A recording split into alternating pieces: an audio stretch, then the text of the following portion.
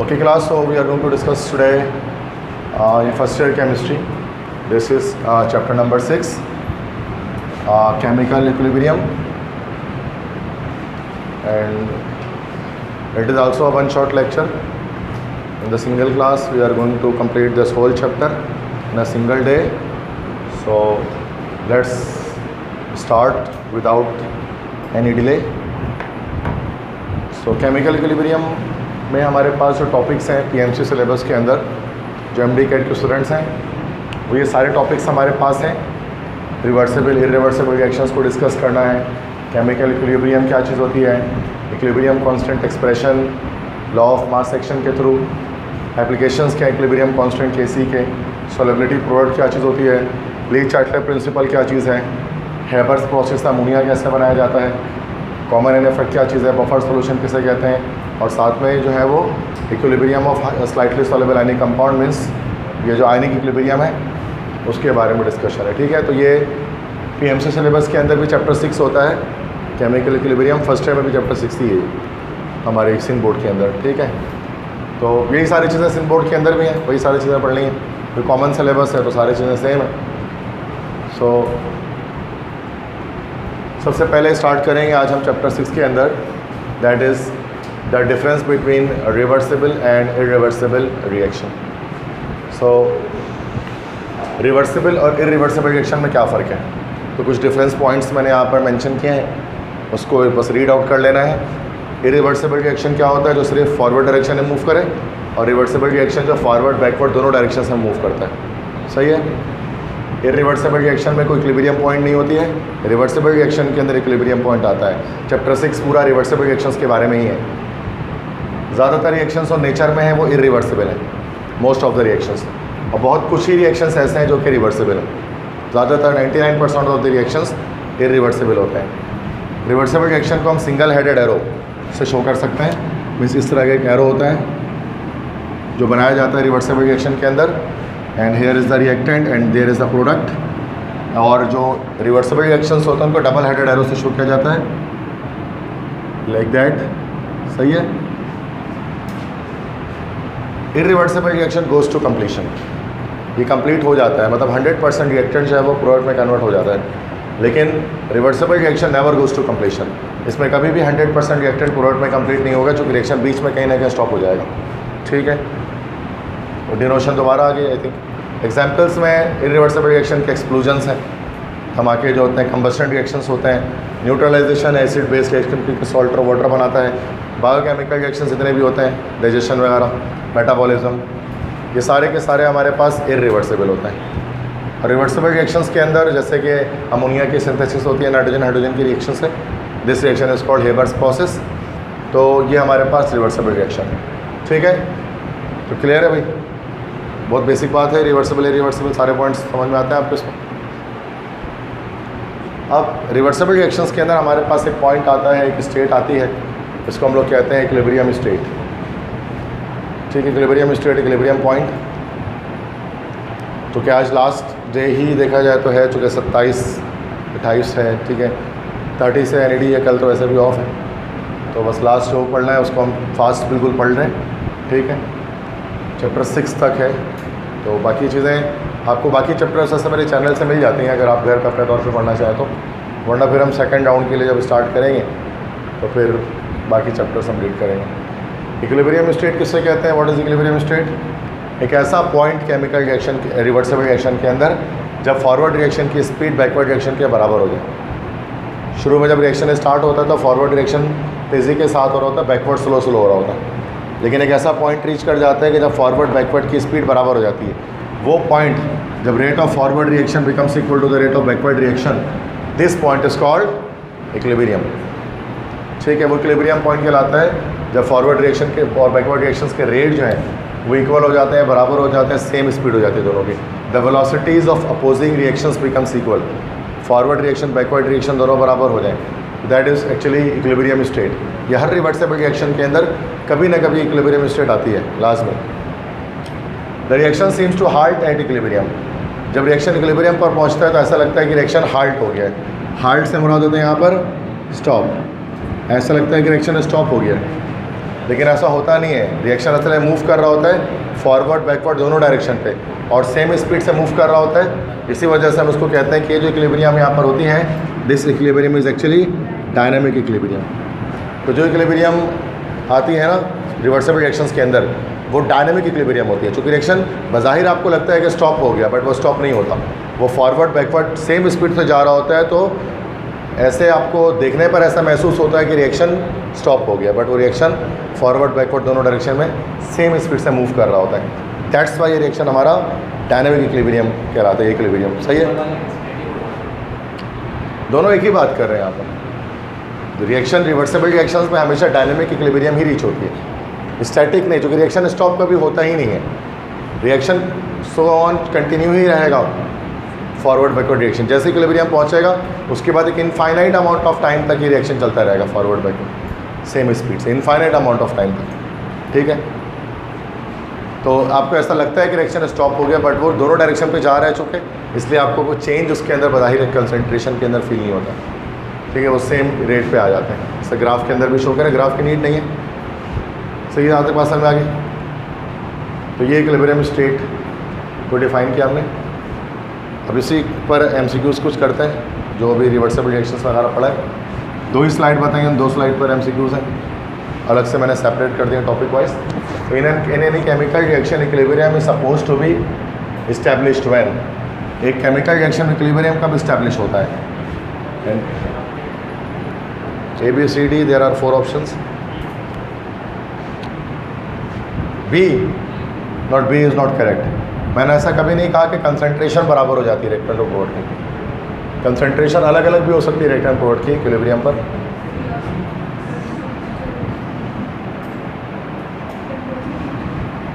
क्या कह रहे हैं? D option is the correct one. The temperature, नहीं sorry, not D, it's actually C। Velocity of mutual reactions become equal. Mutual reaction से हमारा forward backward, mutual है ना ये, मतलब 2 रिएक्शंस हैं, तो दोनों के जो फॉरवर्ड बैकवर्ड को जो स्पीड है वो बराबर हो जाती है, वो इक्वल हो जाती है, तो हम कहते हैं कि हमारे पास इक्विलिब्रियम रीच हो गया है। म्यूचुअल रिएक्शन मतलब फॉरवर्ड और बैकवर्ड दोनों की वेलोसिटी, दोनों की रेट, दोनों की स्पीड वो बराबर हो जाती है। बी वाला option, concentration of reactants and resulting product are equal. मैंने ऐसा कभी नहीं कहा। देखो रिएक्टेंट है और ये प्रोडक्ट है, तो ऐसा कभी नहीं होता कि आप ये समझे कि जब दोनों 10 मोलर हो जाएं तो सूरत में इक्विलिब्रियम रीच होगा, ऐसा नहीं है।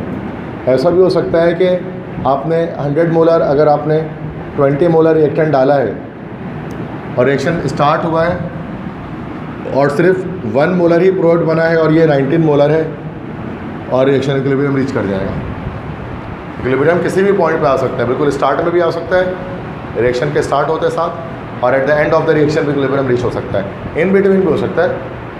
तो हम कभी भी ये नहीं कहते कि कंसंट्रेशन बराबर हो जाएगा, हम ये कहते हैं कि एक ऐसा पॉइंट कि जब फॉरवर्ड और बैकवर्ड रिएक्शन की स्पीड इक्वल हो जाए। अब वो रिएक्शन शुरू होने के 5 सेकंड बाद हो जाए, चाहे वो उसके आधे घंटे बाद हो जाए, हर सूरत में इक्विलिब्रियम रीच हो जाती है। मतलब कभी ना कभी इक्विलिब्रियम रीच करता ही है जो कि रिवर्सिबल रिएक्शन होता है।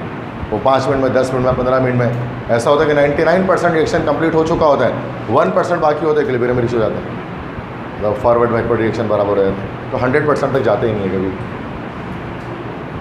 नेक्स्ट स्टेप है, rate of forward reaction becomes equal to backward reaction. This state is termed as, इस स्टेट को हम लोग कहते हैं, this is called chemical equilibrium. A option. If a system is at equilibrium, the rate of forward to the reverse reaction is, अगर कोई system equilibrium पर हो तो फॉरवर्ड और बैकवर्ड रिएक्शन की रेट्स क्या होती हैं? बी इक्वल होती हैं। सही है, क्लियर है दोनों MCQ से? ठीक है, मतलब वही है, 2 स्लाइड में तो ज़्यादा चीज़ें होती ही नहीं है, यही बस मिलेगा। In a chemical reaction A B बन रहा है, the system will be known in equilibrium when. System equilibrium पर कब रीच करेगा? जब इस रिएक्शन के लिए। When will the system reach equilibrium? C, the rate of change of A to B and B to A on both the sides are same. Yes, C option is the correct one. कि A से B में change और B का A में change, दोनों के rates, दोनों की स्पीड्स, दोनों के वेलोसिटीज़ वो बराबर हो जाए, वो सेम हो जाए। ठीक है, A chemical reaction is at equilibrium when, दोबारा से बताएं, ABCD, ए क्या सोच सकते हैं, तो रिवर्स इरिवर्सिबल होता है। बी हो जाएगा ना, the rates of forward and backward directions are equal, that is called equilibrium. एक ही बात को मैं अलग अलग तरह से पूछ रहा हूँ, बात तो वही है। In the chemical reaction this at equilibrium point state whether, ये हेबर प्रोसेस दिया हुआ है, कह रहे हैं कि इक्विलिब्रियम पॉइंट पर क्या होगा,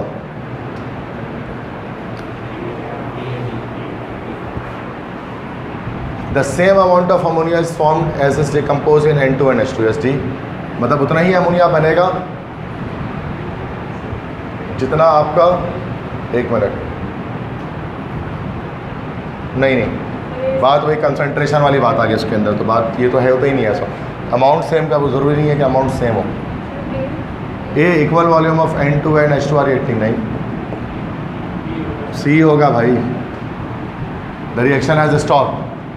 इक्विलिब्रियम तब रीच करता है जब रिएक्शन स्टॉप हो जाता है, अगर जब बज़ाहिर वो आपको स्टॉप होता है वो फील होता है वो, लेकिन वो डायनेमिक इक्विलिब्रियम में होता है, बट बज़ाहिर तो वो स्टॉप ही हो जाता है, सीम्स टू हाल्ट। उसी ऑप्शन करेक्ट हुआ ना, इतनी गलत लगाओगे तो क्या करोगे परसों तुम लोग, इतना आसान MCQ है, ये 2 स्लाइड दिखा के नहीं हो रहा तुम लोग से MCQ, पूरे बुक से कैसे करोगे MCQ जो पैक। अब आए नेक्स्ट के लॉ ऑफ मास एक्शन, जिसको हम लोग कहते हैं इक्विलिब्रियम लॉ। एक ही बात है, लॉ ऑफ मास एक्शन गुल्डबर्ग और वेज, 2 साइंटिस्ट ने पेश किया था, साइंटिस्ट का नाम याद रख लें, एक है गुल्डबर्ग, ये रेसलर नहीं है बिल गोल्डबर्ग, ये दिस इज गुल्डबर्ग, वो गोल्डबर्ग है, ये गोल्डबर्ग है, GU है ये, गुल्डबर्ग और वेज 2 साइंटिस्ट हैं, इन्होंने इसको पेश किया था। और स्टेटमेंट क्या है उसकी है कि rate of forward reaction is directly proportional to the concentration of reactant and the rate of backward reaction is directly proportional to the concentration of product, मतलब जितनी ज़्यादा रिएक्टेंट की कंसंट्रेशन होगी उतना ज़्यादा स्पीड के साथ फास्ट फॉरवर्ड रिएक्शन होगा, और जितनी ज़्यादा प्रोडक्ट की कंसंट्रेशन होगी उतनी स्पीड के साथ बैकवर्ड रिएक्शन होगा। तो कंसंट्रेशन को यहाँ पर एक्टिव मास भी कहा जाता है, तो आप कंसंट्रेशन कह लो, एक्टिव मास कह लो, मोलैरिटी कह लो, बात एक ही है। एक्टिव मास भी लिखते हैं, कंसंट्रेशन भी लिखते हैं, मोलैरिटी भी लिखते हैं, सबका मतलब सेम है, मोल्स पर डेसीमीटर क्यूब। तो फॉरवर्ड रिएक्शन की स्पीड डिपेंड करेगी कंसंट्रेशन ऑफ रिएक्टेंट पर, और बैकवर्ड रिएक्शन की स्पीड डिपेंड करेगी कंसंट्रेशन ऑफ प्रोडक्ट पर। अब उसके बाद डेरिवेशन है, डेरिवेशन छोड़ दें, बस आपको ये पता होना चाहिए कि डेरिवेशन के थ्रू हम इस एक्सप्रेशन तक पहुंच जाते हैं, है ना भाई, Kc equal to concentration of product upon concentration of reactant, product upon reactant, numerator में प्रोडक्ट होता है, डिनोमिनेटर में रिएक्टेंट होता है, तो this is called Kc। Kc क्या कहलाता है यहाँ पर, इक्विलिब्रियम कांस्टेंट, Kc कहलाता है इक्विलिब्रियम कांस्टेंट Kc, और ये जो पूरी एक्सप्रेशन है इसको हम लोग कहते हैं इक्विलिब्रियम कांस्टेंट एक्सप्रेशन। तो लॉ ऑफ मास एक्शन के थ्रू हम इक्विलिब्रियम कांस्टेंट एक्सप्रेशन को ड्राइव करते हैं, इसके अंदर हमारे पास एक कांस्टेंट होता है जिसका नाम होता है Kc, जिसको हम कहते हैं इक्विलिब्रियम कांस्टेंट। उसके बारे में डिटेल्स आगे आएंगी, आगे बस में ये है law of mass action. Derivation छोड़ दें और किस तरह ड्राइव हो रहा है एक और हमने, ठीक है। अब इसके MCQs करते हैं। लॉ ऑफ मास एक्शन से एक स्लाइड दिखाया, in a reaction the rates of reaction is proportional to its active mass, this statement is known as law of mass action। अभी जो लॉ डिस्कस किया स्टेटमेंट आ सकती है, पहले चीज़ तो यही, under a given set of experimental conditions with increase in the concentration of the reactants, the rate of a chemical reaction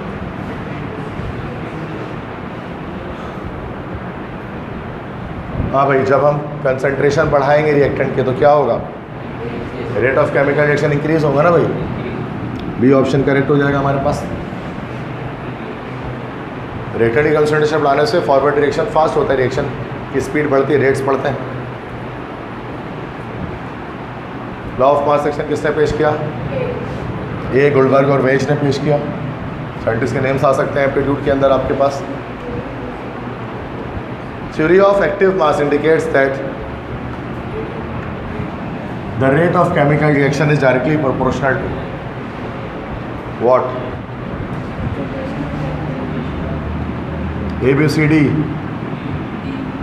ये option होगा concentration of reactant, active mass, law of what, active mass, ये क्या था, law of mass action.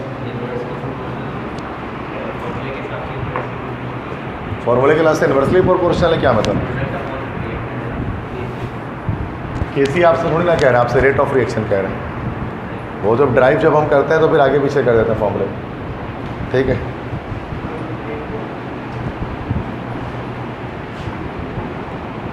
Which is false, इनमें से कौन से statement गलत है?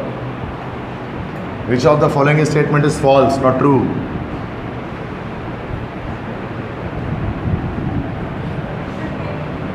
और ऑप्शन है हाँ, the greater the concentration of the substances involved in reaction, the lower the speed of reaction। ये कहाँ से होगी?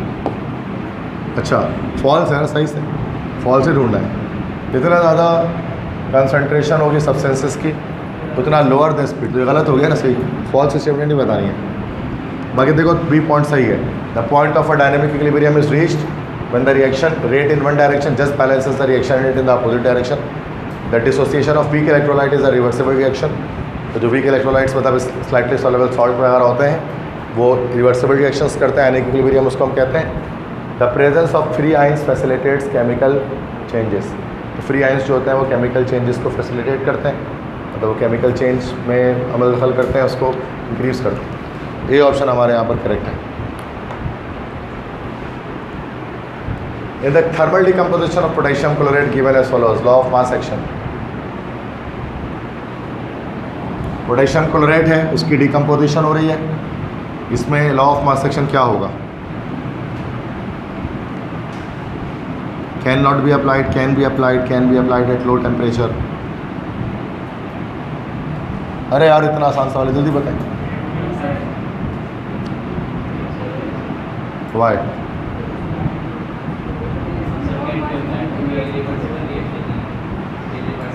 Yes, Hamza is right. So this is not a reversible reaction. Law of mass action is only applied to reversible reactions. So this is an irreversible reaction. You can clearly see a single headed arrow here. So that's why the reaction is irreversible. So irreversible reaction में कभी भी law of mass action apply नहीं होता. Law of mass action can never be applied on an irreversible reaction. ठीक है। उसके बाद next हमारे पास है इक्विलिब्रियम कांस्टेंट एक्सप्रेशन किस तरह लिखा जाता है, इसको आप देख लें। सिंपल है, आपको सबको आता होगा करना ये। अब ये इक्वेशन है, इसकी रिवर्सिबल रिएक्शन है, इसकी इक्विलिब्रियम कांस्टेंट एक्सप्रेशन कैसे लिखेंगे? प्रोडक्ट आएगा न्यूमरेटर में, नीचे डिनोमिनेटर में आ जाएगा हमारे पास रिएक्टेंट, और जो कोफिशिएंट है उसको हम एक्सपोनेंट बना देंगे। यहाँ पर 2 आ जाएगा, यहाँ पर 3 आ जाएगा पावर, ठीक है। बाकी यहाँ पर क्या हो जाएगा? के सी इक्वल टू एच आई इसका स्क्वायर अपॉन H2 और I2। करना आता है सबको? बाकी भी हो जाएंगे। तो ये आपको करना आना चाहिए। इक्विलिब्रियम कांस्टेंट एक्सप्रेशन आपको बनानी चाहिए। उसके भी MCQs आ सकते हैं कि एक इक्वेशन दिया होता है और कहा जाता है कि write down the equilibrium constant expression of this. तो 4 ऑप्शन होते हैं, तो सही वाला आपको बट ठीक करना पड़ता है। ईजी होता है ये MCQs, ठीक है।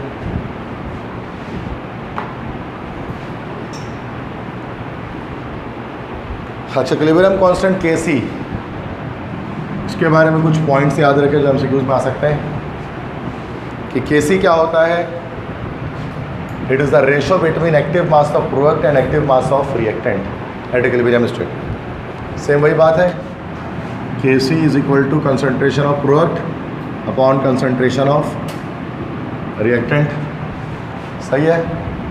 It is a ratio between 2 rate constant, that is rate of forward reaction and rate of backward reaction. Kc जो है वो 2 रेट कांस्टेंट का रेशो होता है। Rate constant of forward reaction Kf upon Kb। जब हम इसको डेरिवेशन कर रहे होता है ना, तो Kf अपॉन Kb को हम Kc बनाते हैं। Rate constant for forward reaction and rate constant for backward reaction, दोनों का रेशो होता है Kc। Kc की वैल्यू इंडिपेंडेंट ऑफ कंसनट्रेशन होती है।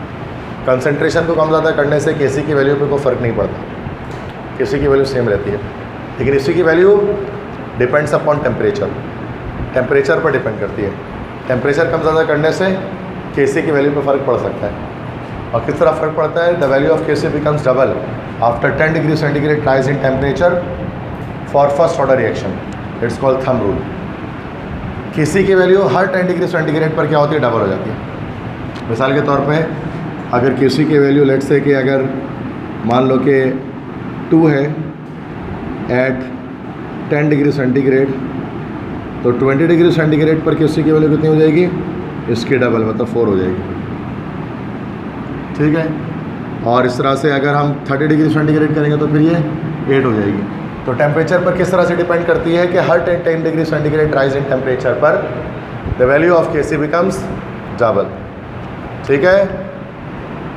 इस तरह से तो कंसंट्रेशन पे डिपेंड नहीं करेगी, कंसंट्रेशन कितना भी कम कितना भी ज़्यादा कर दो Kc की वैल्यू सेम रहेगी, लेकिन टेम्परेचर को अगर कम करेंगे तो Kc की वैल्यू कम होगी, टेम्परेचर बढ़ाने से इक्विलिब्रियम कांस्टेंट की वैल्यू बढ़ जाती है, ठीक है।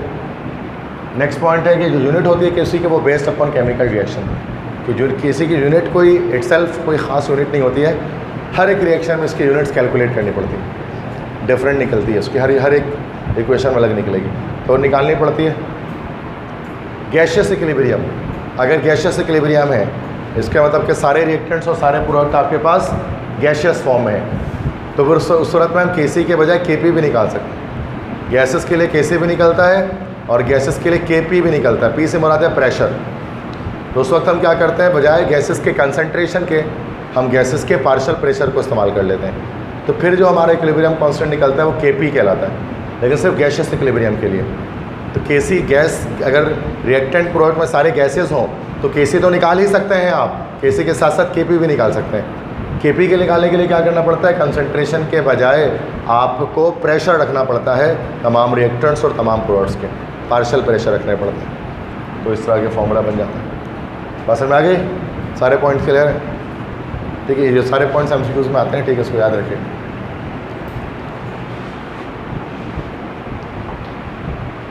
थोड़ा सा हाउ नो दे रहे, लेक्चर नहीं दे रहे, देखो एप्टीट्यूड के अंदर लेक्चर किसी काम को होता भी नहीं है, बोरिंग काम है, ना मुझे पसंद है ना आपको पसंद आना चाहिए सर, ये बोरिंग काम है, डायरेक्ट एमसीक्यू सॉल्व करना चाहिए, ठीक है। लेकिन थोड़ा सा मैं इसलिए हाउ नो देता हूँ कि किसी का कॉन्सेप्ट वीक है तो वो थोड़ा बहुत समझ ही ले,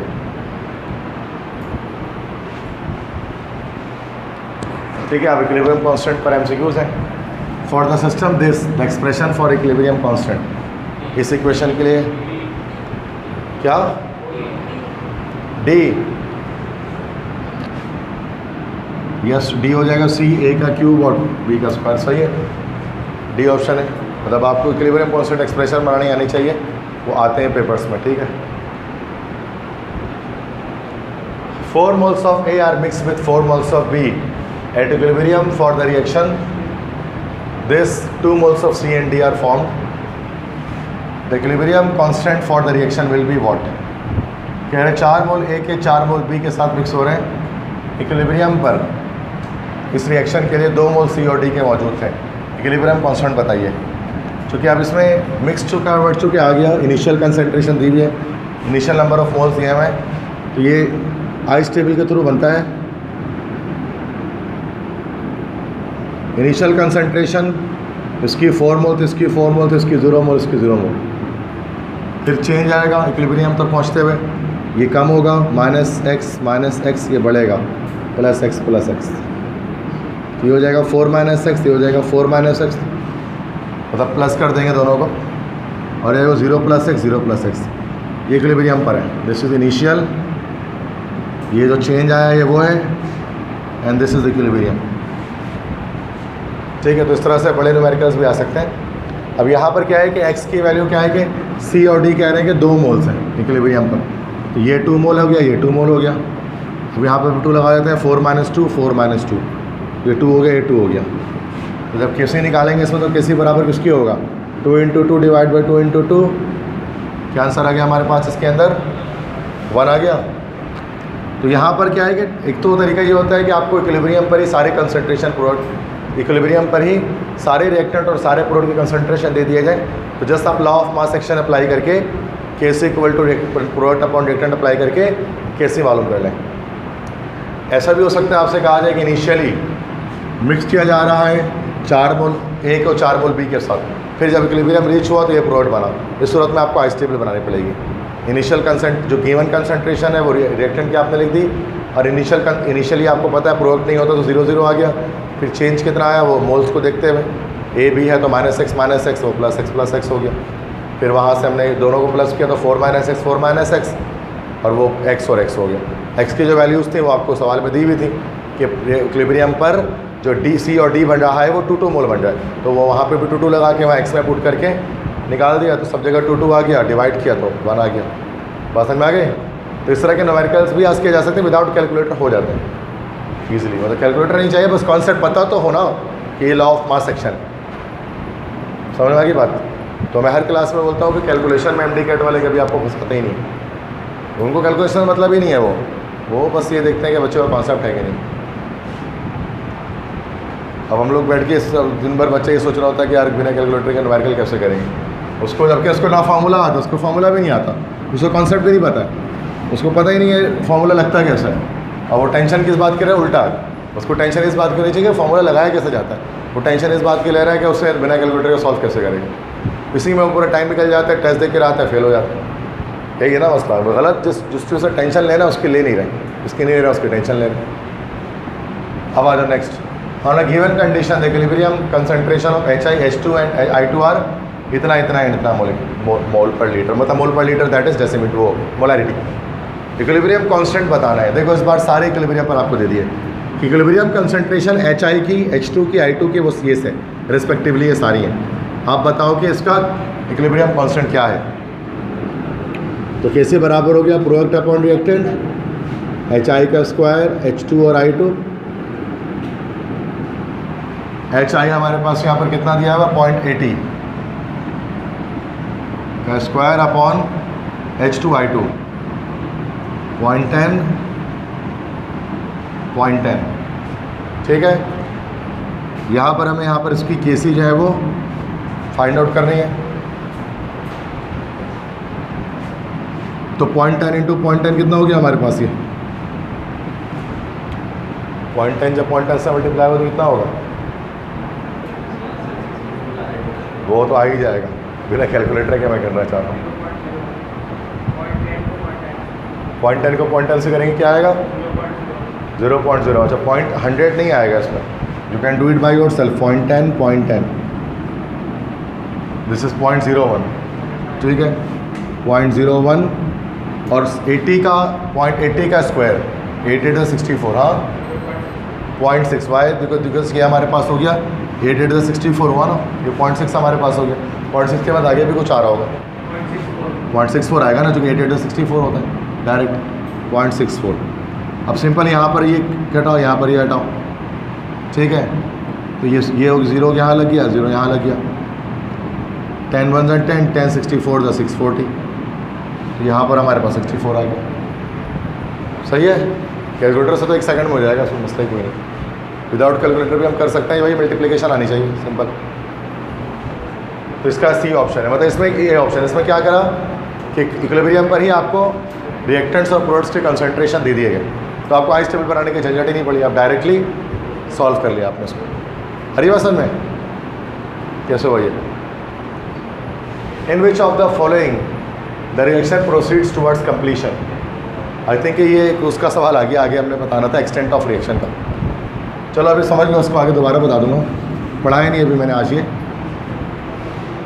इन which of the following reaction proceeds towards completion, मतलब कौन से रिएक्शन के अंदर जब केसी की वैल्यू इतनी होगी तो रिएक्शन फार्दर टुवर्ड्स कंप्लीशन होगा। मतलब बताया था 99% या 90% तक रिएक्टेंट जो है वो प्रोडक्ट में कन्वर्ट हो जाएगा। कब ऐसा होगा? तो याद रखिए उस वक्त होगा जब केसी की वैल्यू सबसे ज़्यादा मैक्सिमम होगी। केसी की वैल्यू जितनी हाई होगी रिएक्शन उतना ज़्यादा फार्दर टुवर्ड्स कंप्लीशन होगा। तो हाईएस्ट वैल्यू केसी की कहाँ पर है? सी कहाँ से आ गया? ए 10 की पावर 3, 10 के क्यूब 1000, सी तो 10 है यार, ये तो पता है ना। 10 और 10 के क्यूब में 10 का क्यूब बड़ा है 10 से, तो बड़ी वैल्यू ढूंढनी थी ना। सही है।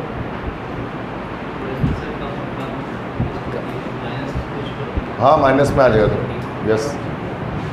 Partial pressures of A B C D on the basis of gaseous system are इतना इतना इतना इतना, the numerical value of equilibrium constant. अब यहाँ पर देखो पार्शियल प्रेशर दे दिए तो केपी मालूम हो जाएगी। यहाँ पर केपी किसके बराबर हो जाएगी? That is pressure of C, pressure of C हो गया multiply by pressure of D, pressure of D और उसका cube upon pressure of A into pressure of B का square.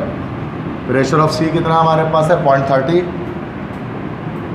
Into pressure of D कितना है दैट इज़ 0.50 इसका cube upon pressure of ए कितना है 0.20 और प्रेशर ऑफ बी कितना है 0.10 का स्क्वायर।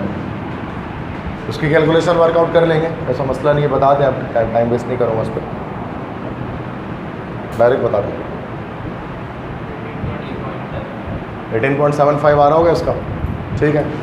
18 पॉइंट समथिंग आएगा, आप इसको नॉर्मल कैलकुलेशन करेंगे तो भी। तो ये हमारा बी ऑप्शन, चूँकि इसमें क्या होगा कि जब अगर आपका चूँकि दूर दूर है 11, 5, 3, 18 तो ऑटोमेटिकली वो सॉल्व करते हुए करीब करीब पहुँच ही जाएंगे।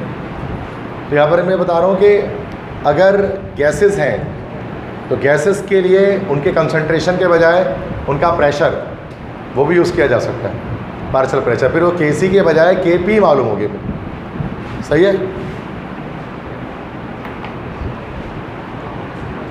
भाई। इक्विलिब्रियम कांस्टेंट है तो मास्टर हो तुम लोग इसको बताने, बताओ जरा क्या है इसका इक्विलिब्रियम कांस्टेंट एक्सप्रेशन, सी है, समझ में आता है कैसे है, ठीक है ओके। यूनिट क्या होगी इसके लिए, इस रिएक्शन के लिए देखो, अगर रिएक्टेंट और प्रोडक्ट के मोल अगर बराबर हो जाए ना, in that scenario no unit will be found out, कोई यूनिट नहीं निकलती। जो केसी बराबर हो गया प्रोडक्ट अपॉन रिएक्टेंट, प्रोडक्ट है HI का स्क्वायर अपॉन H2 और I2।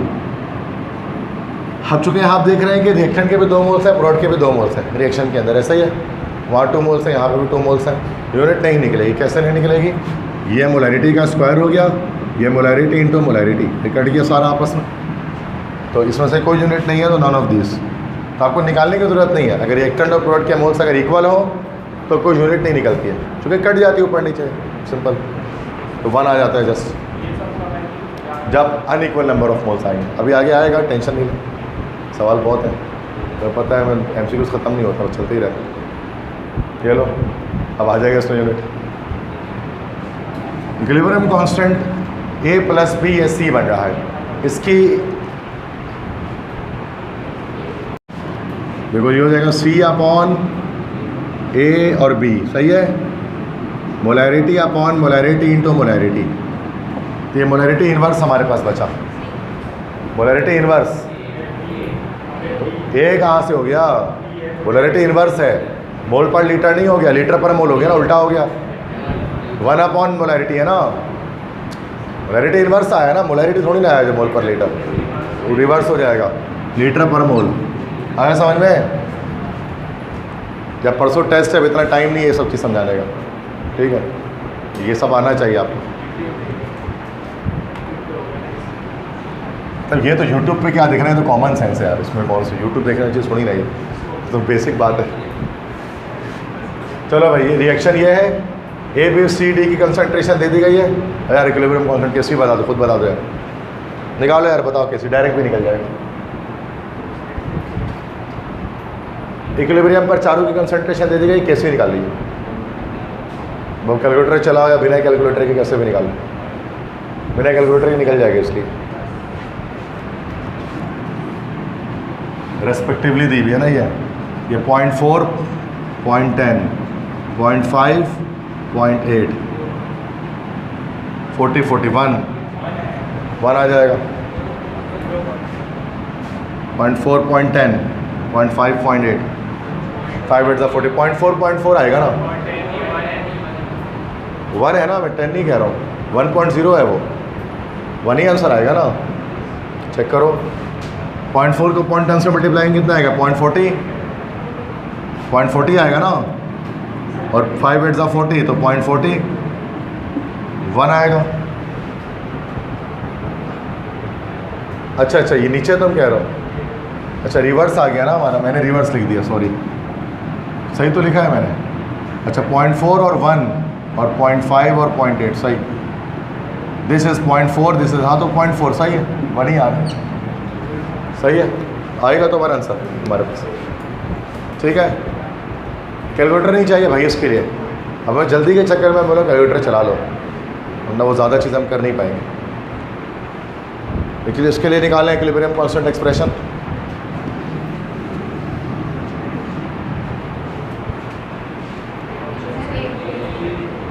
ये ऑप्शन है एक्सप्रेशन निकालना, that is not very difficult thing, easiest thing यही है चैप्टर 6 में। उसके लिए निकालें इक्विलिब्रियम कांस्टेंट एक्सप्रेशन।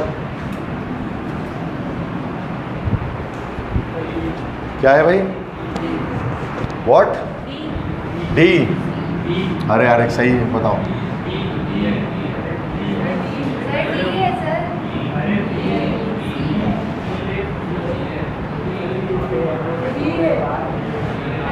बी है और क्या है? डी कहाँ से हो गया?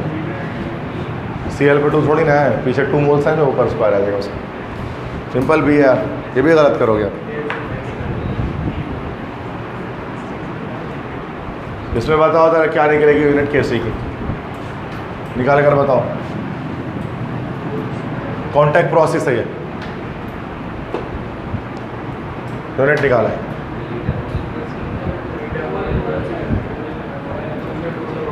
टू अब 2 और नीचे 3 आ रहा है, सही है तो 1 आ जाएगा, तो लीटर पर मोल। सही है, लीटर पर मोल, ये ऑप्शन वर्बली निकल जाएगा ये, ठीक है। नेक्स्ट क्वेश्चन, जो क्वेश्चन नहीं आप देखो, नेक्स्ट एक स्लाइड है वो समझ लें पहले, फिर आगे उसके सवालात करते हैं। Relation between KC and KP. देखो केसी और केपी की वैल्यूज़ कभी बराबर होती हैं, केसी केपी की वैल्यूज़ में कमी ज़्यादा भी हो सकती है, इसके भी एमसीक्यूज़ आते हैं। देखो अगर रिएक्टेंट और प्रोडक्ट के मोल बराबर हैं तो KC is equal to KP, KC KP फिर बराबर होगा। तो इस इक्वेशन के लिए जो केसी की वैल्यू होगी वही इसकी केपी की वैल्यू होगी, ठीक है, सेम होगी, क्यों? चूँकि यहाँ पर रिएक्टेंट्स और प्रोडक्ट्स के मोल बराबर है, सेम।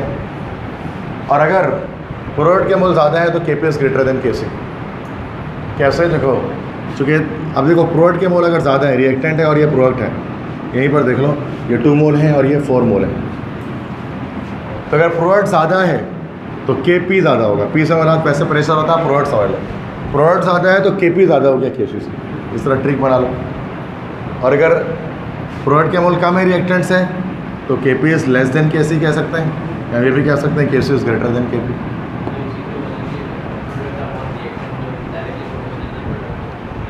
यस, तो केसी और केपी के बीच रिलेशनशिप हम देख रहे हैं यहाँ पर। केसी केपी देखो बराबर कब होगी? जब मोल्स बराबर होंगे। प्रोडक्ट के मोल ज़्यादा है तो केपी ज़्यादा हो गया, और प्रोडक्ट के मोल कम है तो केपी कम हो गया, केसी ज़्यादा। बस ये याद रखें, ये रिलेशनशिप है केसी और केपी के बीच में। इससे एमसीक्यू आते हैं तो वो सॉल्व करेंगे। अच्छा, एक और चीज़, और भी चीज़ें देख लें पहले। एप्लीकेशंस ऑफ केसी।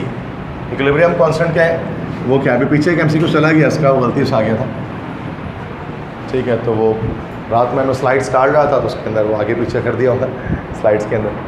तो अब इसके अंदर क्या है कि केसी और केपी, इसके बीच के रिलेशनशिप तो ये तो हमने देख ली। बाकी केसी के 2 एप्लीकेशंस हैं, 2 इन्फॉर्मेशन मिलती है केसी की वैल्यू से हमें। सबसे पहली बात तो एक्सटेंट ऑफ रिएक्शन, कि रिएक्शन कितनी दूर तक गया है, ये कब जाकर इक्विलिब्रियम रीच हुआ है, स्टार्ट में ही, बीच में ही, एंड में, मतलब शुरू में, मतलब एंड में। तो अगर केसी की वैल्यू बहुत ज़्यादा हाई है, तो पहले सबसे पहले केसी की वैल्यू बहुत ज़्यादा लो है, केस 1 देख लेते हैं। जैसे 10 की पावर माइनस समथिंग में, जैसे इस इक्वेशन के लिए देख लो, इसका मतलब क्या हो गया? रिएक्शन स्टार्ट में ही इक्विलिब्रियम रीच कर जाएगा।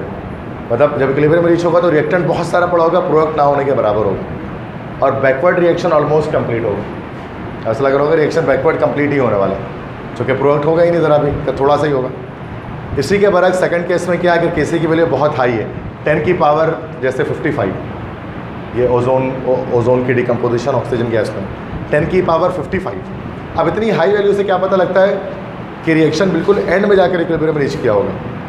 तो जब इक्विलिब्रियम रीच हुआ होगा तो रिएक्टेंट थोड़ा होगा और प्रोडक्ट बड़ी तादाद में होगा, और ऐसा लग रहा होगा कि फॉरवर्ड रिएक्शन ऑलमोस्ट कंप्लीट है। ऐसा फील हो रहा होगा कि फॉरवर्ड रिएक्शन ऑलमोस्ट कंप्लीट है, ठीक है, मतलब 100% कंप्लीट नहीं है, वरना तो इरिवर्सिबल हो जाएगा। तीसरा केस क्या है कि अगर केसी की वैल्यू मॉडरेट है, 1 से 10 के बीच में, मॉडरेट वैल्यू जिसको हम कहते हैं, अब क्या होगा कि उसका मतलब अब रिएक्शन मिडवे में, इन बिटवीन इक्विलिब्रियम रीच करेगा।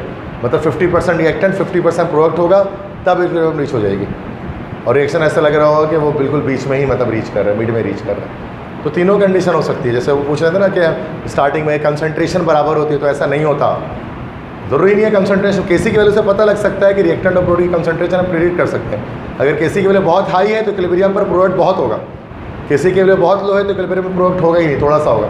और केसी की वैल्यू 1 से 10 के बीच में है तो इक्विलिब्रियम पर कुछ ना कुछ कह लें कि ना, मतलब रिएक्टेंट प्रोडक्ट बराबर होंगे। रीज़न क्या है? रीज़न आप देखें ना, केसी बराबर किसके होता है? Concentration of product upon concentration of reactant, simple. अब केसी की बहुत बड़ी वैल्यू कब आएगी? जब प्रोडक्ट बहुत ज़्यादा होगा, जब डिनोमिनेटर ज़्यादा होगा, सिंपल सी बात है। और केसी की बहुत छोटी वैल्यू कब आएगी? जब रिएक्टेंट बहुत ज़्यादा होगा, कंसंट्रेशन उसके प्रोडक्ट के मुकाबले में। और केसी की वैल्यू नॉर्मल 1 कब आएगी? जब दोनों बराबर हो जाएंगे, 50-50%। सिंपल लॉजिक भी लगा सकते हैं, रट्टा नहीं लगाने तो आपकी मर्जी। समझ गए?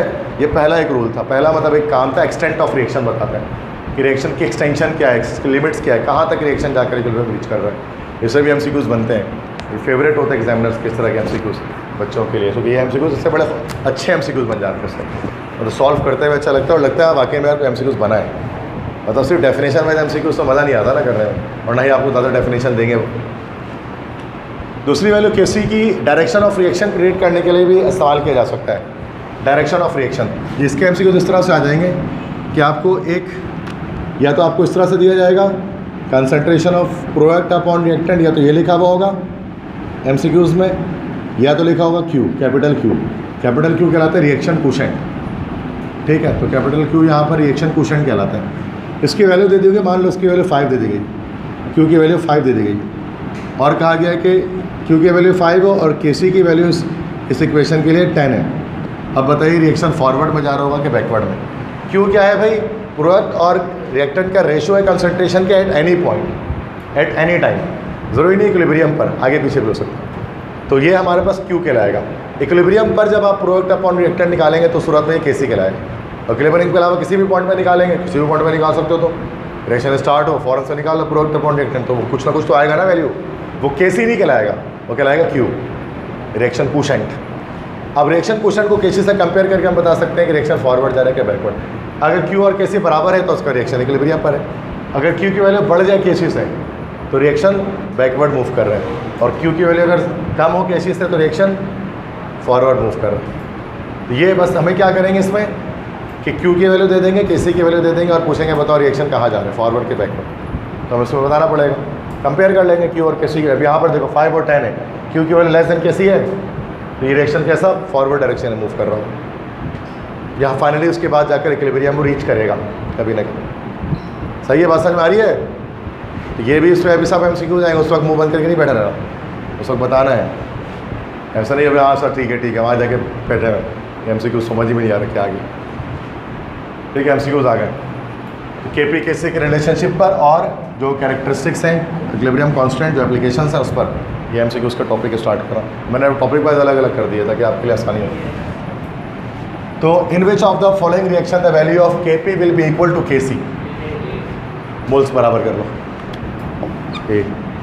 सही, मोल बराबर तो केपी केसी बराबर। This is the first one. If the equilibrium constant of the reaction is इतना, then the equilibrium constant of the reaction this will be. अब मेरा देखो ये दोनों देखो 2HI है, H2 + I2 बन जाए, उसके इक्विलिब्रियम कांस्टेंट 0.25 है। इसी का उल्टा रिएक्शन आ जाए तो इक्विलिब्रियम कांस्टेंट कितना होगा? देखो सिंपल है, रेसिप्रोकल हो जाएगा। द प्रोडक्ट अपॉन रिएक्टेंट है ना, मतलब 1/0.25 हो जाएगा, उल्टा हो जाएगा ना, रिवर्स हो जाएगा। तो 1/25 कितना होता है? 4। तो इसका आंसर क्या हो जाएगा? 4। मतलब अगर आपसे ऐसा करते हैं कि एक रिएक्शन दे, उसकी केसी दे, उसकी उल्टा रिएक्शन दे दे, तो हम क्या करेंगे? वो उसका रेसिप्रोकल कर लेंगे, 1/, में कर लेंगे, तो 1/0.25 4 के बराबर हो गया। समझ आ गया? सॉल्व भी कर सकते हैं उसको, वो मसला नहीं है, लेकिन डायरेक्ट मैं बता रहा हूँ कैसे निकलेगा आंसर इसका। H2 + I2 ये इक्वेशन दे दी। In the above equilibrium system if the concentration of reactant at 25 degrees increase the value of KC will be. ज़रा सोच के बताइएगा, अगर कंसंट्रेशन बढ़ा दें एक कांस्टेंट टेम्परेचर पर इसका, तो केसी की वैल्यू पे क्या फ़र्क पड़ेगा? हाँ, यही मैं बोला था, गौर से सुनो, रिमेन्स द सेम होगा। कंसंट्रेशन पे इंडिपेंडेंट होती है केसी की अमाउंट। कंसंट्रेशन कम ज़्यादा करने से केसी के अमाउंट पर फर्क नहीं पड़ता, केसी की वैल्यू टेम्परेचर पे फर्क पड़ता है। टेम्परेचर तो 25 डिग्री कांस्टेंट किया हुआ हमने, टेम्परेचर पे फर्क पड़ेगा। बट टेम्परेचर कम ज़्यादा करने से केसी कम ज़्यादा होता है, कंसंट्रेशन कम ज़्यादा करने से केसी पे कोई फ़र्क नहीं पड़ता। रेट ऑफ रिएक्शन पे फ़र्क पड़ता है। अगर कंसंट्रेशन बढ़ाओगे तो dx/dt, जो रेट ऑफ रिएक्शन है वो बढ़ेगा, रेट कांस्टेंट पे कोई फ़र्क नहीं पड़ता है कंसंट्रेशन पर। इक्विलिब्रियम कांस्टेंट की बात कर रहे हैं, Kc की वैल्यू की बात कर रहे हैं, तो C option remains the same. ठीक है, next, Kc for the synthesis of HI is 50, Kc for dissociation of HI, मतलब सिंथेसिस ऑफ HI से मुराद H2 + I2 2HI, इसके लिए Kc दे दिया कि आपको 50, और HI की डिसोसिएशन, भाई देखो ये this is the synthesis of HI, this is the dissociation of HI, क्या आएगा, रिवर्स हो जाएगा। 1/50 कितना होता है, 0.02, तो डी ऑप्शन हो जाएगा। क्लियर है, रिवर्स से वही वाला जो बताया था ना, फिर रिएक्शन को कल मैं कर रहा हूँ सेम, बस इक्वेशन के बजाय दे दिया, एक जगह सिंथेसिस दे दिया, एक जगह डिकम्पोजिशन दे दिया, तो सिंथेसिस और डिसोसिएशन एक दूसरे के रिवर्स होते हैं। In which of the following gaseous equilibria Kp is less than Kc, किसमें Kp की वैल्यू लेस देन Kc होगी, Kp is less than Kc कब होगा, जब प्रोडक्ट के मोल Kc से कम होंगे। किसमें प्रोडक्ट कम है और रिएक्टेंट ज़्यादा है, C में प्रोडक्ट कम है, रिएक्टेंट ज़्यादा है, कॉन्टैक्ट प्रोसेस, समझ में आया। Kp कम तब होगा जब प्रोडक्ट के मोल्स कम होंगे, P फॉर प्रोडक्ट है, अगर Kp कम बोल जाए तो प्रोडक्ट के मोल कम कर दो, ट्रिक मैंने बता दिया आपको। For which of the following reactions Kp is equal to Kc, दोबारा से सेम मोल्स निकाल, कहाँ है सेम मोल्स, C में सेम मोल्स हैं, H2 + Cl2 2HCl, simple.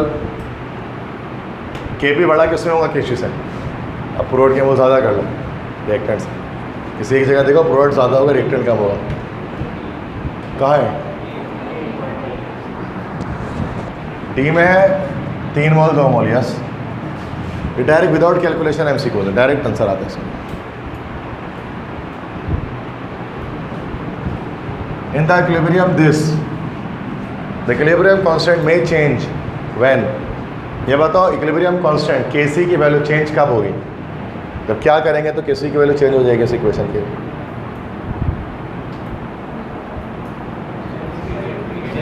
Mixture is heated, yes, temperature dependent है ना, तो मिक्सचर हीट करेंगे तो Kc बढ़ेगा। कंसंट्रेशन में कोई फर्क नहीं पड़ता, जितना भी डाल दो निकाल दो, Kc की वैल्यू सेम रहती है, बहुत मेन पॉइंट है Kc की है, ये कंसंट्रेशन पे डिपेंड नहीं करती, सिर्फ टेम्परेचर पे डिपेंड करती है, इक्विलिब्रियम कांस्टेंट। Kc की वैल्यू इस इक्वेशन के लिए इतना है, इस टेम्परेचर पर, क्या नहीं, क्या कहें, Kp इतना है, Kc कितना होगा, देखो निकालेंगे नहीं, बस हम इसमें एक रिलेशन देख लेंगे। Kc दे दिया है, सॉरी Kp दे दिया है, Kc की बात करते हैं।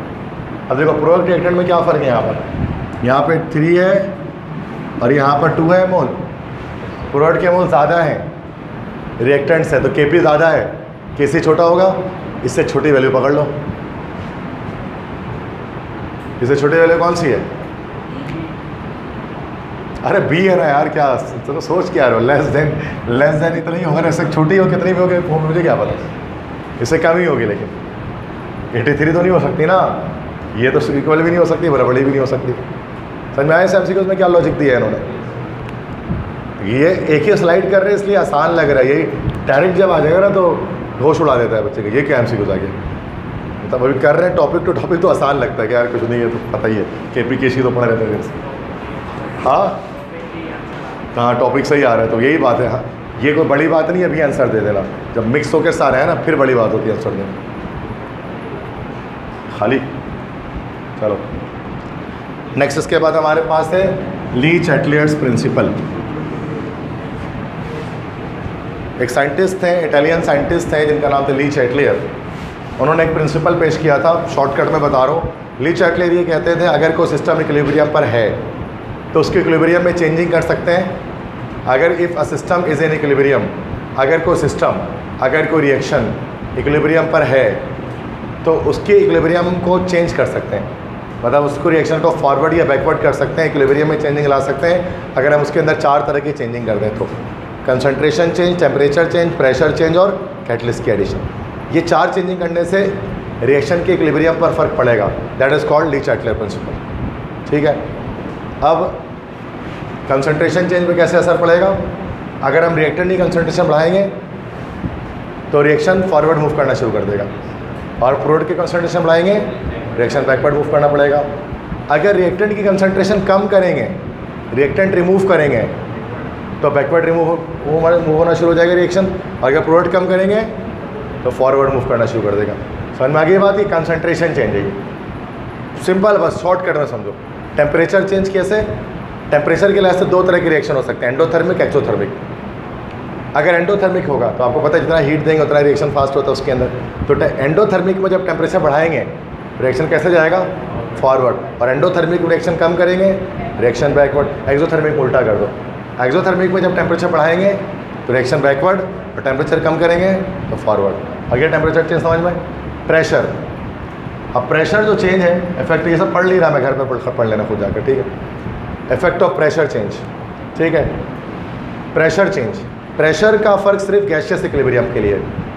लिक्विड्स और सॉलिड्स अगर आ जाए तो प्रेशर को कोई इफेक्ट लिक्विड सॉलिड पे आपको पता नहीं होता, सिर्फ गैसेस पर होता है। और उसमें भी अब 3 केसेस हैं। अगर रिएक्टेंट और प्रोडक्ट के मोल्स बराबर हों तो प्रेशर को कोई इफेक्ट नहीं है। अगर सेम वही बात कि अगर रिएक्टेंट के मोल्स कम हो, ज़्यादा हो, और प्रोडक्ट के मोल कम हो, if moles of reactor are greater than moles of product, तो प्रेशर इंक्रीज करने से रिएक्शन फॉरवर्ड जाता है। अगर रिएक्टेंट के मोल ज़्यादा हो तो हाई प्रेशर पर रिएक्शन फॉरवर्ड, लो प्रेशर पर बैकवर्ड। इसी का उल्टा हो जाए, रिएक्टेंट के मोल कम हो, रिएक्टेंट के मोल कम हो, प्रोडक्ट के ज़्यादा हो, एक मिनट, दोनों सेम आ गया। If moles of reactant are greater than moles of product, if moles of product are greater than, यदि उल्टा लिख दिया ना मैंने, ऐसा होना चाहिए था ये N2O4 200, तो अब सही है। हाँ, अगर प्रोडक्ट के मोल ज़्यादा रिएक्टेंट के कम तो हाई प्रेशर पे बैकवर्ड, लो प्रेशर पे फॉरवर्ड। दोबारा से रिपीट कर देता हूँ, प्रेशर इफेक्ट सिर्फ गैस पे लगेगा, उसमें भी अगर इक्वल मोल्स है तो नहीं लगेगा। अगर रिएक्टेंट के मोल्स ज़्यादा हैं हाई प्रेशर पे फॉरवर्ड, अगर रिएक्टेंट के मोल्स कम है हाई प्रेशर पे बैकवर्ड। सही है। कैटलिस्ट रिएक्शन की डायरेक्शन पे कोई फ़र्क नहीं डालता। डायरेक्शन पे कोई कैटलिस्ट दुनिया में ऐसा नहीं है कि डालने पे रिएक्शन फॉरवर्ड बैकवर्ड कर दे, नहीं। अगर कोई रिएक्शन फॉरवर्ड जा रहा है तो पॉजिटिव कैटलिस्ट डालने से उस फॉरवर्ड रिएक्शन की स्पीड बढ़ जाती है। अगर कोई रिएक्शन बैकवर्ड जा रहा है तो पॉजिटिव कैटलिस्ट डालने से रिएक्शन की बैकवर्ड होने की स्पीड बढ़ जाती है।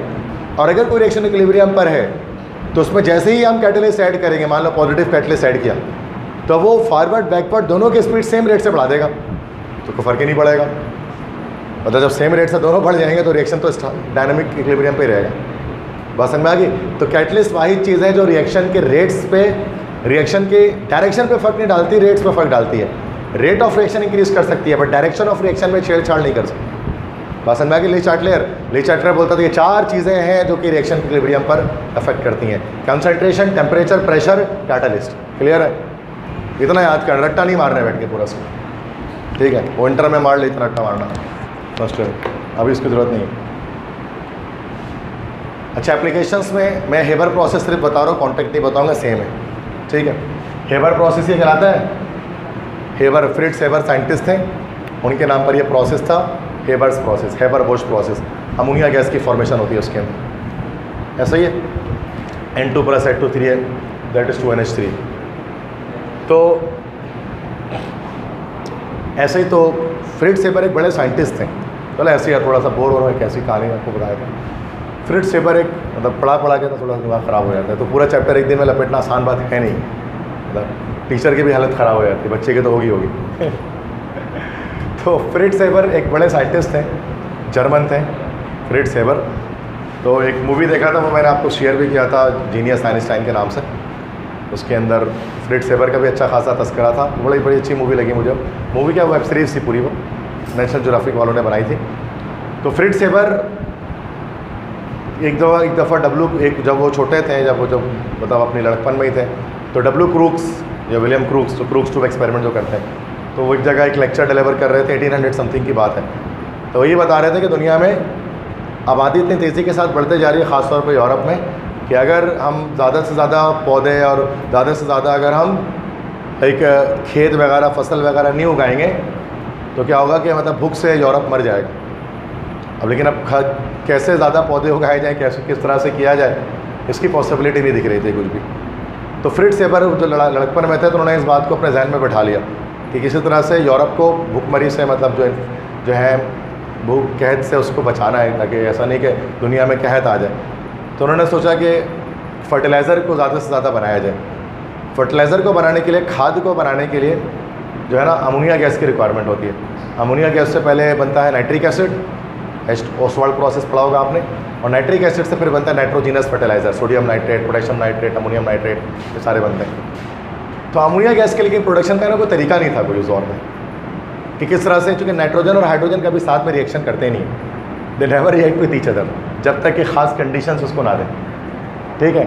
तो उन्होंने फाइनली फ्रिट्ज सेबर ने जो है वो काफ़ी कैलकुलेशंस करके और वो बहुत सारी मेहनत करके फाइनली उन्होंने ये रिएक्शन कंडीशंस बताई थी फ्रिट्ज सेबर ने, जिससे क्या किया था, अमोनिया गैस को हेबर प्रोसेस के थ्रू बनाया जाना शुरू किया गया था। जिससे दुनिया भर में फर्टिलाइज़र बनना शुरू हुए। सारे दुनिया में आज हेबर प्रोसेस इस्तेमाल किया जाता है because of the production of fertilisers, जिससे क्या होता है खेती बाड़ी हो पाती है और लोगों को खाना मिल पाता है, ठीक है। तो बड़े बड़े एक साइंटिस्ट हैं, नोबेल प्राइज़ भी इनको नवाजा गया इसी वजह से। लेकिन इनका अच्छा काम था, ये बुरा काम भी एक था जिसकी वजह से अल्बर्ट आइंस्टाइन जैसे लोग भी, जो पैसिफिस्ट लोग थे, अल्बर्ट आइंस्टाइन आपको पता है पैसिफिस्ट थे, pacifist means the war hater, ठीक है, वो जंग पसंद नहीं था, पढ़ा भी होगा बड़ा सीट के अंदर आप लोगों ने।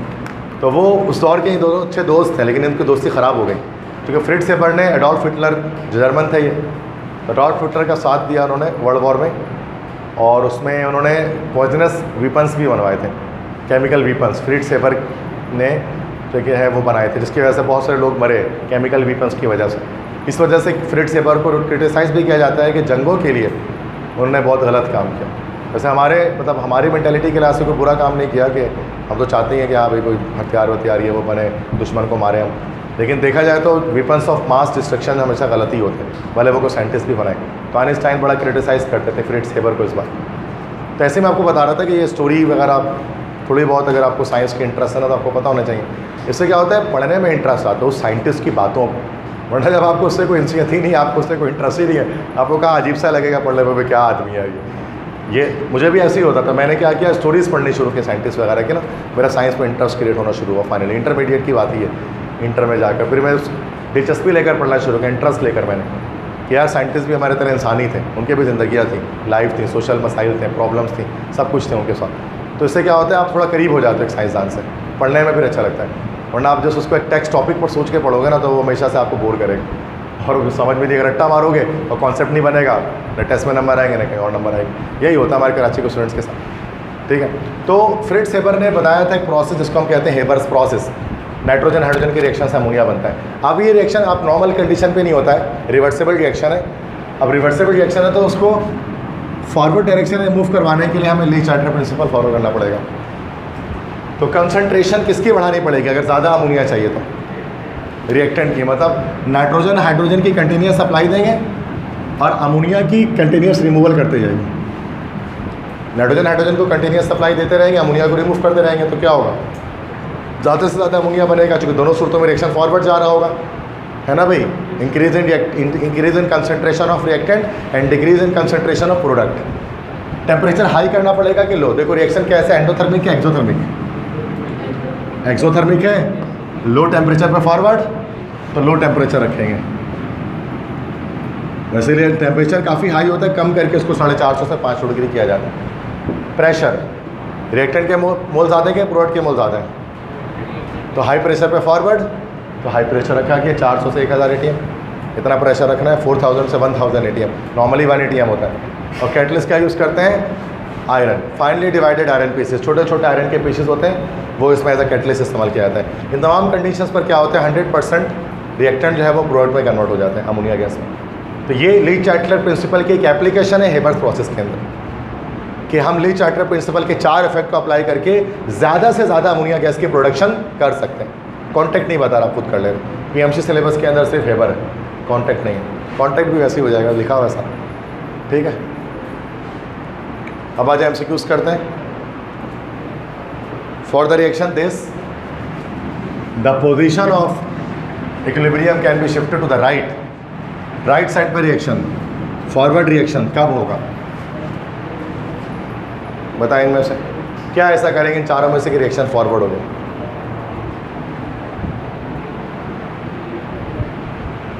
ऐसा क्या करें चारों में से? सोचें, सोच के बताएं what we have to do.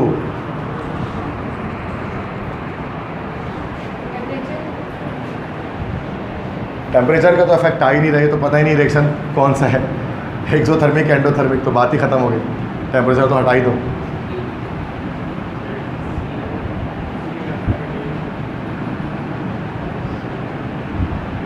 यार सी हो गया ना, addition of Cl2 at constant volume. Cl2 को ऐड करेंगे, अब रिएक्टेंट ऐड करेंगे तो रिएक्शन फॉरवर्ड जाएगा, ये तो बता रहा हूँ मैं तेरे जैसा। रिएक्टेंट की एडिशन करेंगे तो रिएक्शन फॉरवर्ड जाएगा, तो Cl2 रिएक्टेंट है ना, उसको बढ़ाएंगे उसकी कंसंट्रेशन, तो रिएक्शन फॉरवर्ड है। नहीं समझ में आई बात? इतना क्यों सोच रहे हो? The equilibrium, the chemical equilibrium of a reversible reaction is not influenced by. Chemical equilibrium किससे इन्फ्लुएंस नहीं होती है? कैटलिस्ट से इन्फ्लुएंस नहीं होती है। अभी बताया था ली चैप्टर के अंदर, इक्विलिब्रियम के अंदर छेड़छाड़ नहीं करेगा, रेट ऑफ रिएक्शन में कर सकते। रिएक्शन दे दिया भाई है, इनमें से क्या ऐसा करें which lead to the maximum decomposition of H2O। Maximum decomposition of H2O मतलब फॉरवर्ड, रिएक्शन फॉरवर्ड कब जाएगा? चारों में से ऐसा क्या करें? ज़्यादा हमें डिकम्पोज करना है H2O, रिएक्शन राइट साइड पर मूव कर रहा है, यस एंडोथर्मिक है।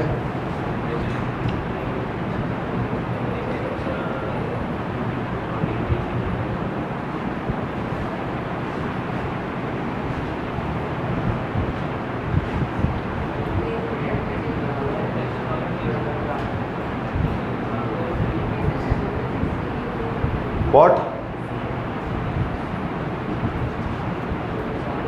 देखो टेम्परेचर तो इवेंचुअली हाई करना ही है, टेम्परेचर हाई करना है तो टीवी तो हट गया इसका मतलब। अब रिएक्टेंट के मोल 2 है, प्रोडक्ट के 3 है। रिएक्टेंट के मोल्स कम है, प्रोडक्ट के ज़्यादा हैं।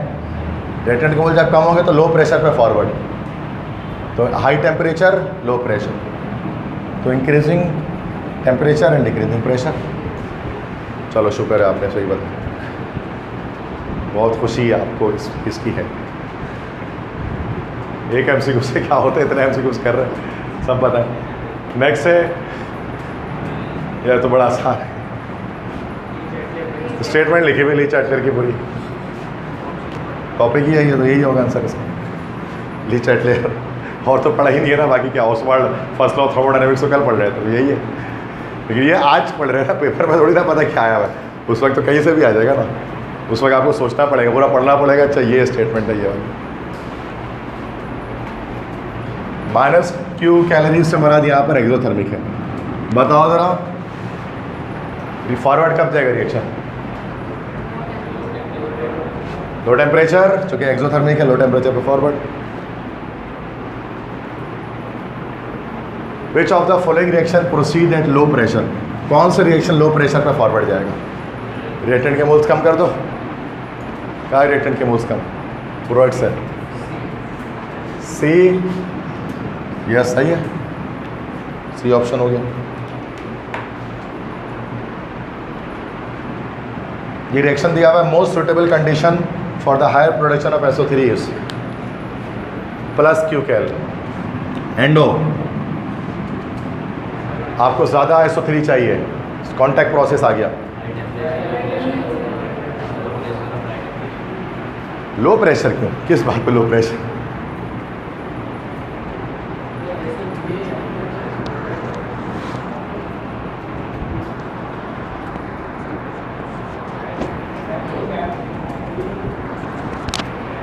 Y low temperature?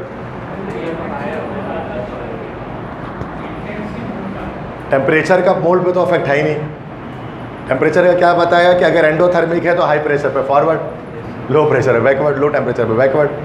तो एंडोथर्मिक है ना, तो टेम्परेचर तो बढ़ेगा ही बढ़ेगा। तो टेम्परेचर तो बढ़ा नहीं है ये, अभी प्रेशर क्या करेंगे? इंक्रीज करेंगे ना, क्योंकि रिएक्टेंट की कंसंट्रेशन आई है, तो क्या हो गया? ए हो गया। सिंपल इस तरह सोचना है। ये एक इक्वेशन है, क्या एंडोथर्मिक है क्या एक्सोथर्मिक है? एंडोथर्मिक कहाँ से एक्सोथर्मिक है?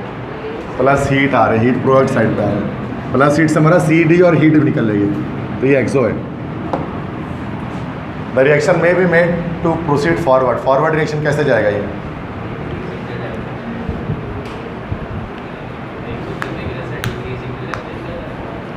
एक्सोथर्मिक है, decreasing the temperature, yes, temperature कम करेंगे, रिएक्शन फॉरवर्ड।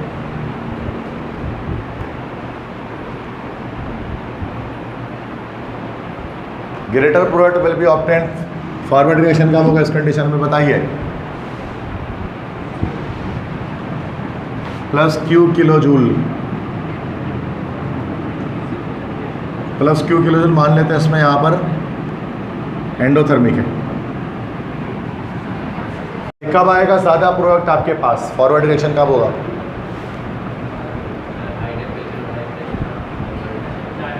हाई टेम्परेचर और प्रेशर भी high, A option, at high temperature and high pressure. अब आई थिंक इसलिए चार्टर का तो आ गया, हम कुछ कर रहे हैं, कैसे हो दोबारा से आ गया, फिर से रिएक्शन आ गया, एक्सोथर्मिक है। C2H6 की कंसर्न, आप बताओ फॉरवर्ड रिएक्शन में कब मूव करेगा?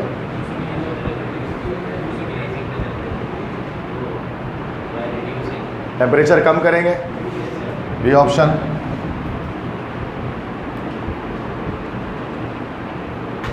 The effect of increasing the pressure on the equilibrium, this, pressure बढ़ाने से क्या होगा इसमें?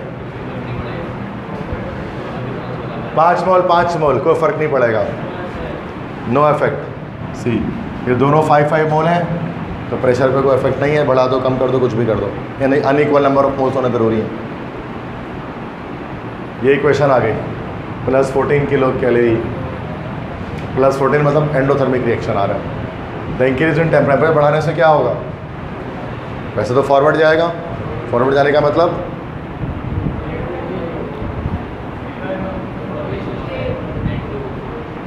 N2O4 ज़्यादा से ज़्यादा बनेगा, तो कौन सा option? Favour the formation of N2O4 dinitrogen tetroxide, ज़्यादा बनेगा।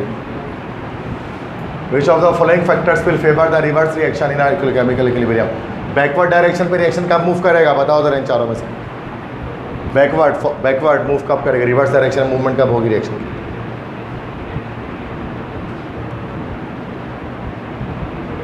ABCD,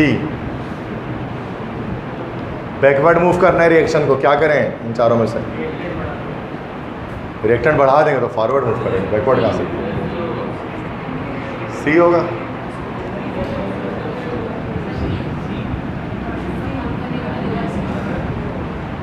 increase in concentration of one और मोर प्रोडक्ट, या सी होगा। प्रोडक्ट बढ़ाने से रिएक्शन बैकवर्ड जाता है, प्रोडक्ट कम करने से रिएक्शन फॉरवर्ड जाता है। सिंपल है, ये तो है, ले चाटते हैं। SO3 बन रहा है कॉन्टैक्ट प्रोसेस से, कंडीशन क्या होंगे? तो खुद ही वो SO3 जो बनता है ना, वो इस तरह से बनता है, SO2 + O2, ये बन रहा है SO3, और डेल्टा H मान लो इसका नेगेटिव आ गया, बैलेंस करने के लिए 2O2 लगा लिया। बताओ कब ज़्यादा SO3 गैस बनेगी, किस कंडीशन पे?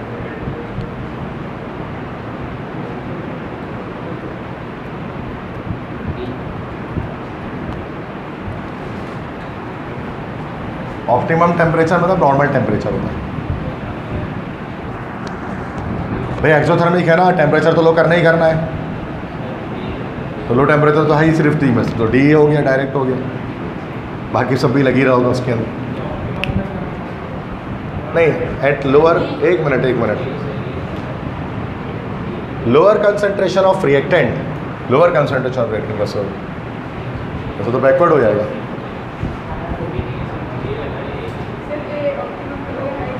ये ऑप्टिमम टेम्परेचर का क्या मतलब है? टेम्परेचर लो ही, मतलब लो रखते हैं उसके अंदर। ऐसे तो चलो वो हायर कंसंट्रेशन में बात तो सही हो रही है, बट यहाँ तो बात गलत हो जा रही है। स्क्रीन बोर्ड के अंदर तो हम यही पढ़ते हैं कि लो टेम्परेचर होता है, ऑप्टिमम से मुराद होता है नॉर्मल टेम्परेचर, बट नॉर्मल में तो करते नहीं है, ये रिड्यूस करते हैं टेम्परेचर को उसके अंदर। तो MCQ का मसला है इस वाले, इसको छोड़, यहाँ पर कन्फ्यूजन है A और D में।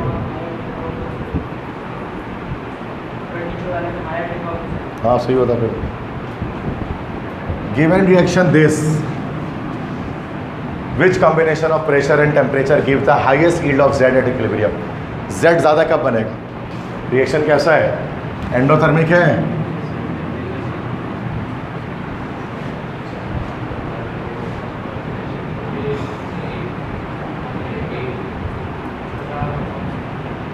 टेम्परेचर बढ़ाएंगे और प्रेशर भी बढ़ाएंगे, ये हो जाएगा। सही है, highest pressure highest temperature.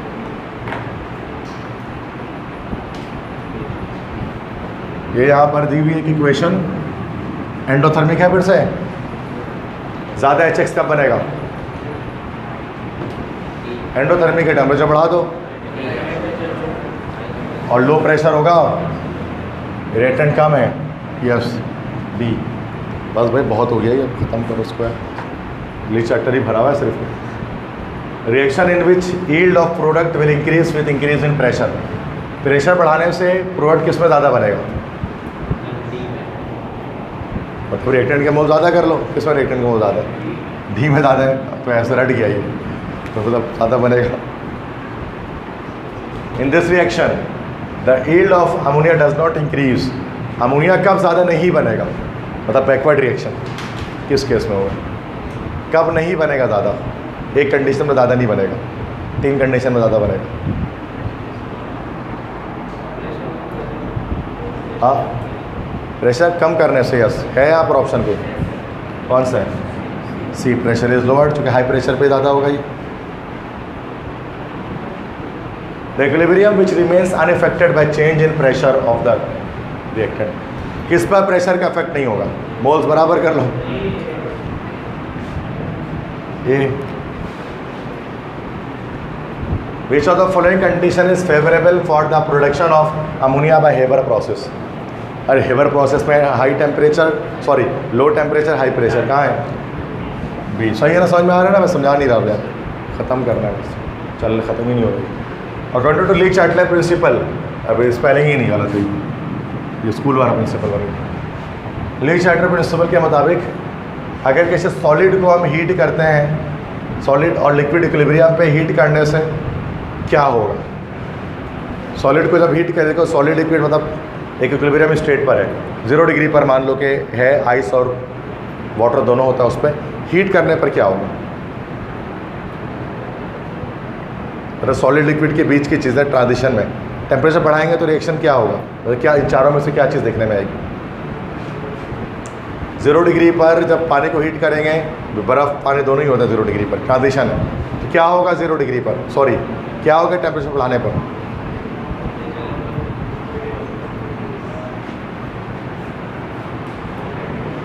Amount of solid decrease ना, सॉलिड कम होगा, लिक्विड बढ़ना शुरू हो जाएगा। क्योंकि टेम्परेचर बढ़ा रहे हैं 0 डिग्री से 1 2 3 4 पे जाएंगे तो पानी ज़्यादा बनना शुरू हो जाएगा। ठीक है, तो सी ऑप्शन होगा। ठीक है, बस ये हो गया। अब इसके बाद नेक्स्ट हमारे पास होता है जिसको हम लोग कहते हैं आयनिक इक्विलिब्रियम। ठीक है, आयनिक इक्विलिब्रियम किसे कहते हैं भाई? इसमें आयंस के ऊपर बात होती है। 2 तरह के सॉल्ट हमारे पास होते हैं, 2 टाइप्स के सॉल्ट होते हैं, एक हाईली सॉल्युबल सॉल्ट होता है, एक स्लाइटली सॉल्युबल सॉल्ट होता है। हाईली सॉल्युबल सॉल्ट क्या होता है? ग्रुप 1 है, ग्रुप 2 है के सॉल्ट हाईली सॉल्युबल सॉल्ट है, सवाई कार्बोनेट्स के। 1 है के सारे सॉल्ट हाईली सॉल्युबल होते हैं, NaCl NaI वगैरह कुछ भी, और 2A के सारे सॉल्ट हाईली सॉल्युबल होते हैं, सवाई कार्बोनेट्स की, कैल्शियम कार्बोनेट वगैरह। स्लाइटली सॉल्युबल सॉल्ट या स्पेरिंगली सॉल्युबल कौन से सॉल्ट होते हैं?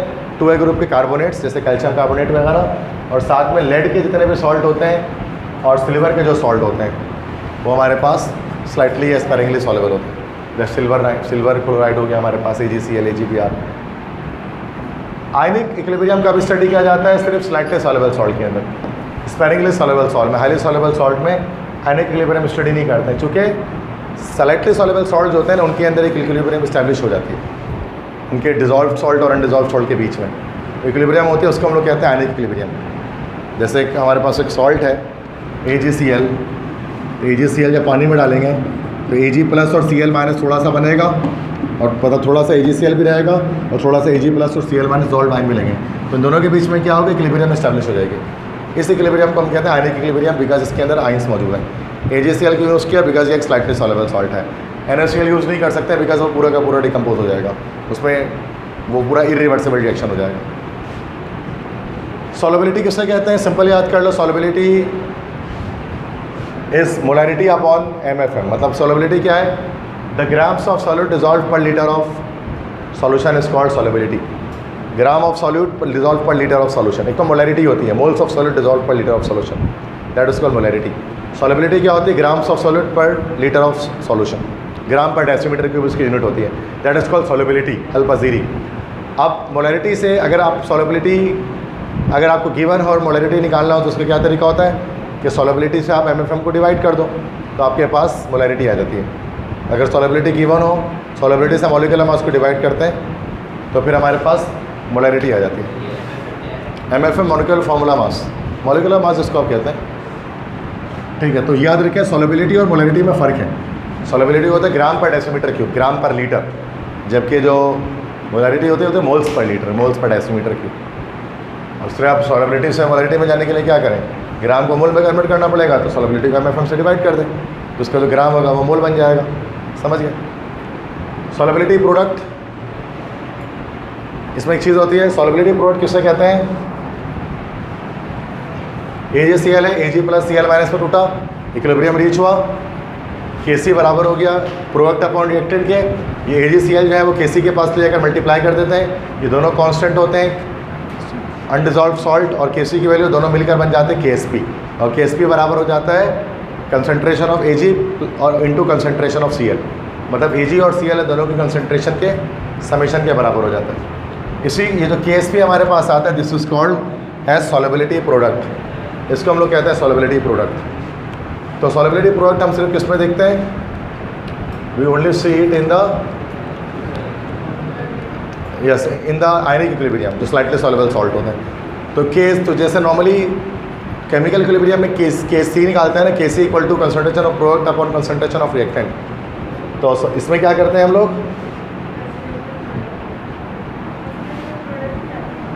यस, उसके अंदर हम लोग क्या करते हैं? सिर्फ प्रोडक्ट इसके अंदर आता है, रिएक्टेंट नहीं आता है। ठीक है बच्चों, तो सॉल्युबिलिटी प्रोडक्ट किसे कहते हैं कि अगर कोई सॉल्ट है, स्पेरिंगली सॉल्युबल सॉल्ट है, वो आइंस में कन्वर्ट हो गया, Kc का एक्सप्रेशन निकाली, फिर AgCl जो है ना वो यहाँ मल्टीप्लाई ले जाकर इसको Ksp बना देते हैं। Ksp is called solubility product constant. ये सिर्फ इसके अंदर डिजॉल्व आयन की कंसंट्रेशन आती है, चूँकि AgCl इधर जाकर Kc से मल्टीप्लाई हो चुका होता है। तो Kc और Ksp के फॉर्मूले में ये फ़र्क है। Kc के फॉर्मूले में प्रोडक्ट रिएक्टेंट दोनों होते हैं, Ksp में सिर्फ प्रोडक्ट होता है। इसी Ksp को हम कहते हैं सॉल्युबिलिटी प्रोडक्ट। और ये किसका प्रोडक्ट होता है? Ionic concentration dissolved ion and it varies with temperature. जो डिजॉल्व्ड आइन है ना Ag प्लस Cl माइनस, उनके कंसंट्रेशंस का प्रोडक्ट है, दैट्स वाई इसको हम कहते हैं सॉल्युबिलिटी प्रोडक्ट। ठीक है, और ये भी सेम वही Kc की तरह कंसंट्रेशन पे डिपेंड नहीं करती, सिर्फ टेम्परेचर पे डिपेंड करती है। सेम वही बात है, Kc वाली सारी इसमें अप्लाई हो जाती है।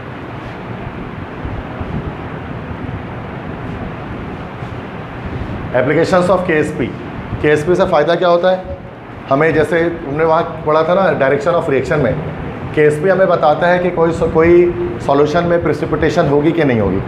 इसके लिए सिंपल तरीका है कि आपको आयनिक प्रोडक्ट दे दिया जाएगा, जैसे कोई भी सॉल्ट है, जैसे AgCl है, Ag प्लस Cl माइनस में कन्वर्ट हो रहा है, और आपको Ag प्लस और Cl माइनस की कंसनट्रेशन किसी भी टाइम पर दे दी जाएगी। Ag प्लस Cl माइनस किसी भी टाइम पर दे दी जाएगी, इसको हम लोग बोलेंगे आयनिक प्रोडक्ट। Ionic product. अब इसकी वैल्यू अगर बराबर, अब ये जो वैल्यू है ना, कोई भी वैल्यू आ गई उसकी, लेट से मान लो 5 आ गई किसी भी टाइम पर, और अब जब हम इसका Ksp निकालेंगे और Ksp मान लो इसके जैसे कि 10 है, अब यहाँ आयनिक प्रोडक्ट की वैल्यू Ksp से छोटी है। अगर आयनिक प्रोडक्ट की वैल्यू Ksp से छोटी होगी तो उसके अंदर प्रेसिपिटेट नहीं बनेंगे, और अगर आयनिक प्रोडक्ट की वैल्यू Ksp से बड़ी होगी तो प्रेसिपिटेशन हो जाएगी। सिंपल है। तो अगर आयनिक प्रोडक्ट की वैल्यू Ksp से छोटी होगी तो पीपीटी विल नॉट फॉर्म। ये सॉल्यूशन हमारे पास होगा अनसैचुरेटेड, और जब प्रेसिपिटेशन हो जाती है तो उसका लोग बोलते हैं ये बन जाता है सुपर सैचुरेटेड। ये सुपर सैचुरेटेड कंडीशन है। तो याद रखिएगा कि आयनिक प्रोडक्ट की वैल्यू आपको दी हुई होगी और आपको Ksp की वैल्यू भी दी हुई होगी, और आपसे पूछा जाएगा बताओ प्रेसिपिटेशन होगी कि नहीं होगी। तो इस वाले चीज़ को देख लेगा। आयनिक प्रोडक्ट अगर बड़ा है Ksp से तो होगा प्रेसिपिटेशन, छोटा है तो फिर नहीं होगा। बाकी MCQs करेंगे तो दिख ही जाएगा। ठीक है, सही है भाई। ये बस ये लॉजिक ध्यान में रखना इसके अंदर। ये एक एप्लीकेशन है KSP का, प्रेसिपिटेशन। प्रेसिपिटेशन तो आपको पता ही होगा ना भाई, प्रेसिपिटेट है, अभी सॉल्ट एनालिसिस में कर रहे होगे बहुत। वाइट PPT तो फलाना PPT, दिमाग ख़राब हो गया याद कर करके, और चॉकलेट ब्राउन PPT और ब्लड रेड PPT याद करता हूँ सिर्फ, ठीक है ना। अभी प्रैक्टिकल जिसके बाद उसको पता होगा, देख रहा हो। अच्छा, कॉमन एंड इफेक्ट, ये बड़ी आसान चीज़ है। कॉमन एंड इफेक्ट किसे कहते हैं कि अगर कोई स्लाइटली सॉल्युबल सॉल्ट है, उसकी सॉल्युबिलिटी कम है, उसमें अगर कोई हाईली सॉल्युबल सॉल्ट डाल दिया जाए जिसमें कोई कॉमन आयन हो, तो उस सूरत में जो स्लाइटली सॉल्युबल सॉल्ट होता है उसकी सॉल्युबिलिटी टोटली सप्रेस हो जाती है, बिल्कुल ख़त्म हो जाती है due to common and effect. मतलब एक बीकर लिया, बीकर के अंदर डाल दिया AgCl, ये स्लाइटली सॉल्युबल सॉल्ट है, बहुत कम डिजॉल्व होगा। इसके अंदर अगर हम डाल लेते हैं कोई हाईली सॉल्युबल सॉल्ट जिसमें एक कॉमन आयन हो, जैसे Cl, इसके अंदर कॉमन आयन है, अब क्या होगा, जो AgCl की सॉल्युबिलिटी थोड़ी सी है ना, वो भी ख़त्म हो जाएगी। इसको हम लोग कहते हैं कॉमन आयन इफेक्ट, कि अगर एक स्लाइटली सॉल्युबल सॉल्ट में एक ऐसा हाईली सॉल्युबल सॉल्ट डाला जाए जिसके अंदर कॉमन आयन हो, कोई ना पॉजिटिव नेगेटिव में से कोई भी एक आयन सेम हो, तो सूरत में क्या होता है, जो स्लाइटली सॉल्युबल सॉल्ट की सॉल्युबिलिटी होती है वो टोटली सप्रेस, पूरी तौर पे वो ख़त्म हो जाती है, ज़ीरो हो जाती है। और जो अनडिजॉल्व जो सॉल्ट होता है सॉल्युबल, वो भी आपका प्रेसिपिटेट की सूरत में बाहर आ जाता है। इसको हम लोग कहते हैं कॉमन आयन इफेक्ट। एक पेयर कॉमन आयन इफेक्ट का AgCl और NaCl है। वजह क्या होती है, चूँकि Cl की कंसनट्रेशन जब बढ़ती है ना, तो प्रोडक्ट की कंसनट्रेशन बढ़ती है तो रिएक्शन बैकवर्ड हो जाता है। जब बैकवर्ड हो जाता है तो फिर स्लाइटली सॉल्युबल सॉल्ट की सॉल्युबिलिटी ख़त्म हो जाती है। कॉमन एंड इफेक्ट को इस्तेमाल कहाँ करते हैं, क्वालिटेटिव सॉल्ट एनालिसिस के अंदर, जो सेकेंडरी के प्रैक्टिकल्स आप करते हैं ना, वहाँ हर चीज़ में NaOH डाल देते हैं उठा के, जैसे ही NaOH डालते हैं प्रेसिपिटेट बन जाता है, कभी ब्लू कभी ग्रीन अलग अलग। तो PPT बनता क्यों, क्योंकि NaOH डालने पर वो क्या कर रहा होता है कि वो कॉमन आयन इफेक्ट कर रहा होता है, उसके अंदर जो कॉमन आयन होता है वो प्रेसिपिटेट आउट हो जाता है स्लाइटली सॉल्युबल सॉल्ट का। तो अलग अलग कलर की प्रेसिपिटेशन टेस्ट ट्यूब के अंदर दिख रही होती है आपको। तो ये काम होता है हमारा कॉमन एंड इफेक्ट का। बात समझ में आ गई। तो ये स्टेटमेंट आपसे पूछेंगे कि इसकी कॉमन एंड इफेक्ट की स्टेटमेंट मैंने यहाँ पर लिख दी है, और उर्दू में बता भी दिया क्या होता है। अब MCQs कर लेते हैं। Which pair will show common and effect, इसमें से बताएं कॉमन एंड इफेक्ट कौन सा पेयर शो करेगा। कॉमन एंड ढूंढ लो जिसके अंदर कॉमन एंड होगा। B गलत, क्योंकि दोनों में से स्लाइटली सॉल्युबल कोई नहीं है। HCl हाईली सॉल्युबल है। D है सिल्वर, AgCN और KCN। सिल्वर के सारे सॉल्ट स्लाइटली सॉल्युबल होते हैं। ये स्लाइटली सॉल्युबल सॉल्ट है या हाईली सॉल्युबल सॉल्ट है, इसमें से जो CN है वो कॉमन है। तो एक का स्लाइटली सॉल्युबल और एक का हाईली सॉल्युबल होना ज़रूरी है। ऐसा नहीं कि सिर्फ कॉमन आयन ही ढूंढ ले रहे हैं, दोनों हाईली सॉल्युबल आएगा तो गलत हो जाएगा, फिर वो तो B भी हो सकता था। ऐसा कॉमन आयन तो A में भी था, कॉमन आयन तो C में भी है। एक स्लाइटली सॉल्युबल होना चाहिए। The solubility of AgI in NaI solution is less than that in pure water because common ion effect के टॉपिक है तो वही होगा और क्या है, because of common ion effect. अब आप रीज़न खुद दिखा आजकल ऐसा हो क्यों होगा, सिंपल है ना, कॉमन आयन आ गया ना तो वो रिएक्शन बैकवर्ड कर देगा। प्रेसिपिटेशन कब होगी, जब आयनिक कंसंट्रेशन जो आयनिक प्रोडक्ट है वो कैसा होगा, ज़्यादा होगा, greater than KSP, more than solubility product. ये बताया था ना अभी कि एप्लीकेशन ऑफ KSP के अंदर। जब NH4Cl को NH4OH सोल्यूशन में डाला जाता है तो अमोनियम हाइड्रोक्साइड की सॉल्युबिलिटी ख़त्म हो जाती है, रिड्यूस हो जाती है। किस वजह से हो जाती है बताइए, कॉमन एंड इफेक्ट की वजह से ही होगी। तो बताइए थोड़ी ना, वहाँ पे हेडिंग देखें। आखिरी टॉपिक है बफर सॉल्यूशन। बफर सॉल्यूशन किसे कहते हैं, एक ऐसा सॉल्यूशन होता है buffer solution which tends to resist the change in pH। एक ऐसा सॉल्यूशन जो pH के चेंज को रेजिस्ट करता है उसको हम लोग कहते हैं बफर सॉल्यूशन। बफर सॉल्यूशन किसी सॉल्यूशन के अंदर pH की जो चेंजिंग आ रही होती है ना उसको रेजिस्ट करता है, उसको ख़त्म करता है। ठीक है, मतलब बहुत सारी चीज़ें हैं pH चेंज कर रही होती हैं। बफर सॉल्यूशन एक ऐसा सॉल्यूशन होता है जो pH को कांस्टेंट कर देता है, फिक्स कर देता है। बफर सॉल्यूशन दो तरह के होते हैं, acidic buffer solution, basic buffer solution. Acidic buffer solution क्या होता है, दो चीज़ों से बनता है, वीक एसिड और उसका एक strong basic salt. Weak acid और उसका जो है वो स्ट्रॉन्ग बेसिक सॉल्ट मिला दोगे तो आपका बन जाएगा एसिडिक बफर सॉल्यूशन। जैसे कि for example acetic weak acid है, उसके साथ उसका बेसिक सॉल्ट मिला दिया। बेसिक सॉल्ट कैसे बनाएंगे, एसिटिक एसिड के अंदर स्ट्रॉन्ग बेस मिला दो कोई, तो स्ट्रॉन्ग बेस NaOH, CH3COOH बन जाएगा।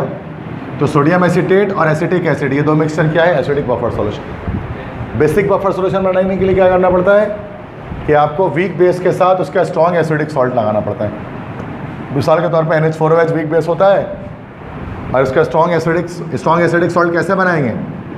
HCl डाल दो उसके अंदर, तो NH4Cl जो सॉल्ट होगा वो हमारा एक स्ट्रॉन्ग एसिडिक सॉल्ट होगा। तो अमोनियम हाइड्रोक्साइड, अमोनियम क्लोराइड, ये पेयर भी हमारे पास बफर सॉल्यूशन है, लेकिन कौन सा है भाई? ये बेसिक बफर सॉल्यूशन। तो एसिडिक बफर सॉल्यूशन कैसे बनेगा? वीक एसिड के साथ उसका स्ट्रॉन्ग बेसिक सॉल्ट और basic buffer solution weak base के साथ उसका स्ट्रॉन्ग एसिडिक सॉल्ट। ये दोनों बफर सॉल्यूशन कहलाते हैं, जो करते हैं क्या है? pH के चेंज को रेजिस्ट करते हैं। बात समझ में आ गई? इतना याद करें बफर सॉल्यूशन के बारे में, उसकी डेफिनेशन और एसिडिक बफर सॉल्यूशन कैसे बनता है। अब MCQs कर लें। The pH of blood does not appreciably change by a small addition of an acid or base because blood मतलब ब्लड का pH चेंज नहीं होता अगर ब्लड में थोड़ा सा एसिड और बेस आ जाए। क्या वजह होती है? लेकिन pH चेंज नहीं होता, बफर होगा कहीं ना कहीं। तो कहाँ कौन सा ऑप्शन होगा? किसी का बफर लिखा हुआ दिख रहा है आपको? ए में ही बफर लिखा हुआ है। अब ये बायो वाले जाने क्या चीज़ होती है? Contain serum protein which excess buffer. हमें ये पता है कि बफर है तो सूरत में ये हमारा जो है वो pH के चेंज को रेजिस्ट करेगा। अब आप बायो वाले बताएंगे कि ये जो प्रोटीन सीरम क्या होता है, जो कि हाँ बायो वाले ही बताएंगे, हमें तो नहीं पता इतना खास इसका। ठीक है, बस हमें ये पता है बफर है तो pH के चेंज को रेजिस्ट करेगा। केमिस्ट्री वाले इतना जानते हैं बस। Which is a buffer solution? इनमें से बफर सॉल्यूशन कौन सा है?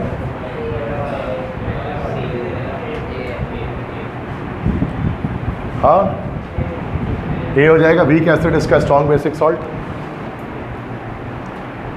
Which is incorrect for the buffer solution?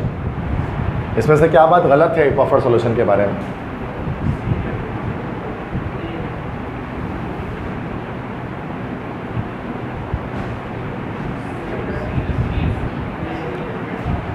It contains weak acid and conjugate base, सही बात है ये।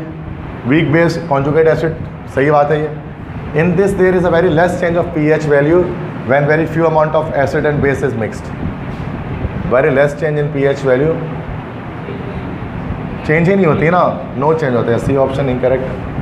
pH के चेंज रेजिस्ट करता है, कोई चेंज आता ही नहीं है, तो वेरी लेस नहीं होगा यहाँ पे, नो चेंज होगा। बफर सॉल्यूशन किस चीज़ का मिक्सचर होता है? ABCD किस दो चीज़ को मिलाएंगे? अभी एसिडिक बेसिक जो भी बफर होगा, मुझे नहीं पता। सी वीक एसिड और उसका कॉन्जुगेट, वीक एसिड नहीं ना, गलत हो गया। वीक एसिड और उसका कॉन्जुगेट एसिड थोड़ी ना होगा, डी होगा ना। वीक एसिड और उसका कॉन्जुगेट बेस मतलब उसका स्ट्रॉन्ग बेसिक सॉल्ट। ठीक है। Buffer solution is prepared by mixing. बताओ बफर सॉल्यूशन कैसे बनेंगे इन चारों में से? एक कोई सही है जो बफर सॉल्यूशन वाकई में बना रहा होगा? स्ट्रॉन्ग एसिड और उसका, अरे यार क्या हो गया? सी कहाँ से? स्ट्रॉन्ग एसिड कहाँ से आ जाएगा? वीक एसिड और उसका स्ट्रॉन्ग बेसिक सॉल्ट। सी वीक एसिड है ना, CH3COOH प्लस CH3COONA, तो वीक एसिड के साथ उसका स्ट्रॉन्ग बेसिक सॉल्ट। यही बता रहा हूँ ना मैं, और मैंने क्या बताया तुमको? बस खत्म। ठीक है, तो चैप्टर पूरा 6 कंप्लीट हो गया।